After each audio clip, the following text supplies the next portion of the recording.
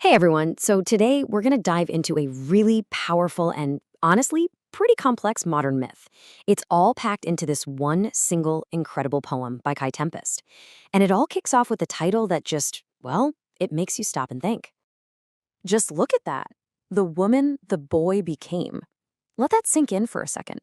It sounds like a simple statement, but you can feel this entire lifetime, this whole epic journey, just packed into those 5 words. It's a riddle, right? It's a transformation, and it leaves us with one huge burning question. Exactly. Who is this person? Who is this storm of a character that we're about to meet? Well, to figure that out, we've got to go right back to the very beginning, to the first few lines of the poem. So our first section here is "A storm is born." And trust me, that is not an exaggeration. The poem doesn't ease you in, it just throws you right into this world of raw power and this deep, deep conflict from the absolute first breath. You feel that tension immediately, right?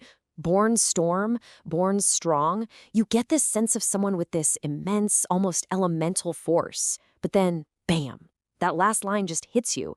Born wrong. So this isn't just a powerful character. It's someone at war with the world and maybe even with themselves from the second they were born. So how do we even begin to understand this contradiction?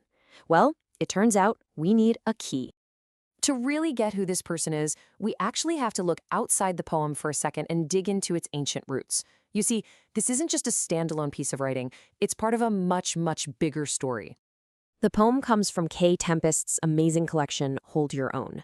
And the really cool thing is that the entire book is built around one very specific, very famous figure from mythology. And there it is, Tiresias, the blind prophet from Greek mythology who, as the stories go, was transformed from a man into a woman by the gods, lived that way for years, and then was changed back again. Someone who literally lived life from both sides. And once you have that piece of information, the whole poem just clicks into place. I mean, the parallels are they're undeniable. The poem says, born man. The myth starts with Tiresias as a man. The poem says, she stands, pointing to that transformation into a woman. Born blind, and she will be prophet one day. I mean, these are direct echoes of Tiresias' fate in the myths. What Tempest is doing here is retelling this ancient, ancient story in a totally modern voice. Okay, so now that we have our mythological key, let's look at how the poem actually talks about this brutal, painful process of becoming something new. Because this is not some simple, magical poof, and it's a new person. No, this is a fight. This question, wow. It just stops you in your tracks. Tempest is framing transformation not as this gentle, slow evolution, but as a series of, internal deaths and rebirths. It's this constant, kind of violent chain of selves. You can almost picture it like this, right? It's a relentless cycle where the person you are right now has to, metaphorically, kill the person you used to be just to make way for the person you're becoming. And the main point here is that this journey of change, it's constant, and it's often agonizing. And the poem makes it crystal clear that this transformation is forged in suffering. These lines, they show a life that's been marked by violence, by trauma, by violation. This isn't some abstract philosophical idea. It's a real, lived experience of pain that shapes this character into who they are. And that brings us to the really big question. Why use this myth right now? So yeah, why retell this ancient story in our time? Tempest isn't just geeking out on old myths for the sake of it. They're using the story of Tiresias to say something really profound about the world we're living in today. And there's the mission statement right there. The myth becomes a lens, a mirror, that we can use to look at the struggles and the transformations that are happening all around us, right now. It connects that ancient past with our urgent present. So suddenly, the journey of Tiresias becomes this powerful metaphor for so many modern struggles. Things like just figuring out who you are, surviving hardship, facing the judgment of a society that pours all of our scorn on anyone who dares to be different.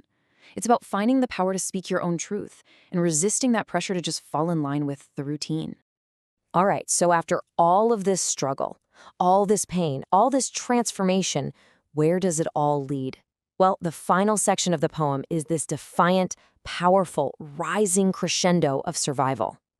The character is no longer just a person anymore. She's become an elemental force of nature. Fire, sleet, granite. Unstoppable, unbreakable. forged from the hardest parts of the world itself.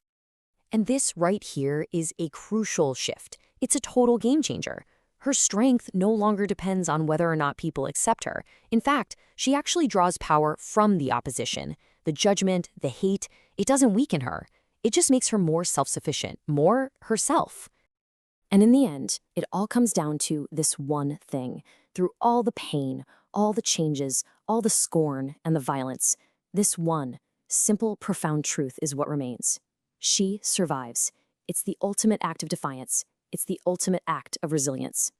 So as we wrap this up, Tempest's reimagining of Tiresias really does leave us with that mirror turned back on ourselves. After seeing this journey of killing old selves and surviving to become something new and powerful, the poem basically asks us to look inward. What parts of you have been buried or judged or hurt? And what parts of you, just like the woman the boy became, need to rise?